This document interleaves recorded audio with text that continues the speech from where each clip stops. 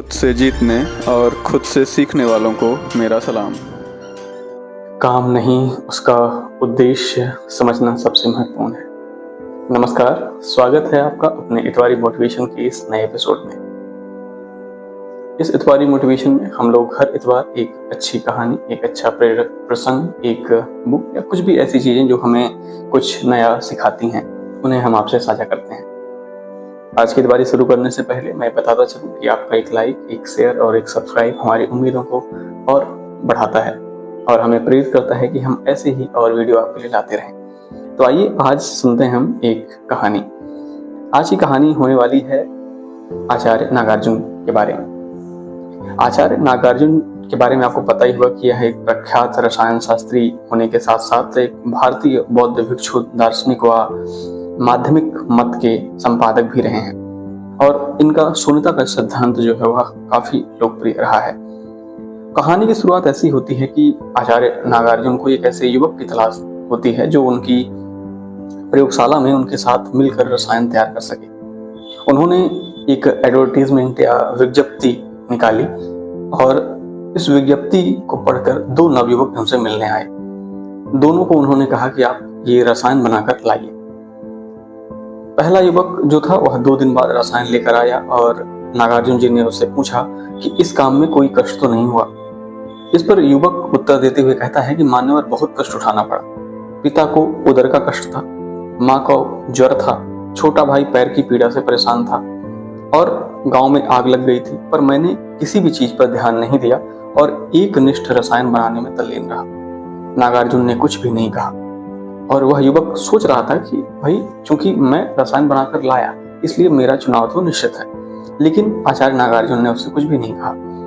अब बारी थी दूसरे नवयुवक की। इसी बीच दूसरा युवक भी लौटा, लेकिन उसके चेहरे पर हंसी की जगह, खुशी की जगह उसके चेहरे पर उदासी छाई थी।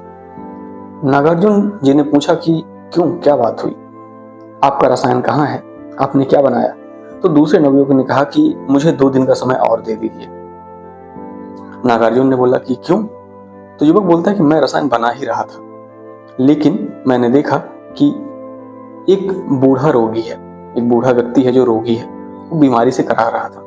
तो मैंने उसकी मदद की और उसे मैं अपने घर ले गया, उसकी मैंने सेवा की। अब वह ठीक हो गया है।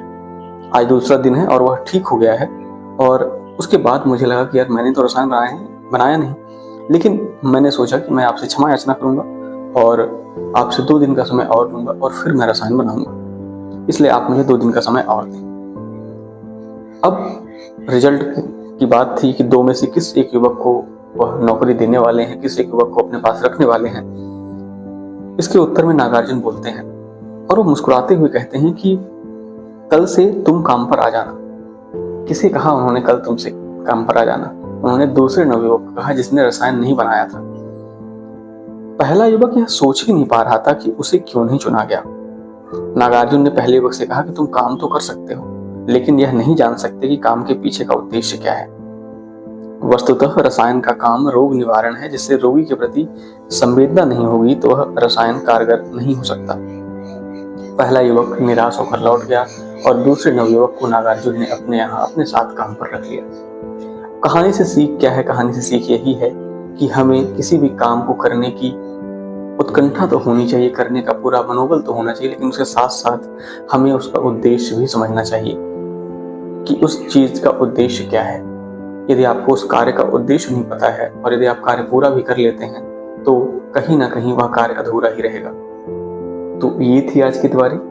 मैं उम्मीद करता हूँ कि आपको ये अच्छी लगी होगी और आप कमेंट करके हमें जरूर बताएंगे कि आज की इतवारी की इस कहानी से आपने क्या सीख ली है। तो चलिए, अच्छा है, हंसते रहिए, मुस्कुराते रहिए और सुनते रहिए इतवारी मोटिवेशन, क्योंकि जब आप कुछ अच्छा सुनेंगे तो आपके जीवन में भी कुछ अच्छा होगा। नमस्कार, जय हिंद।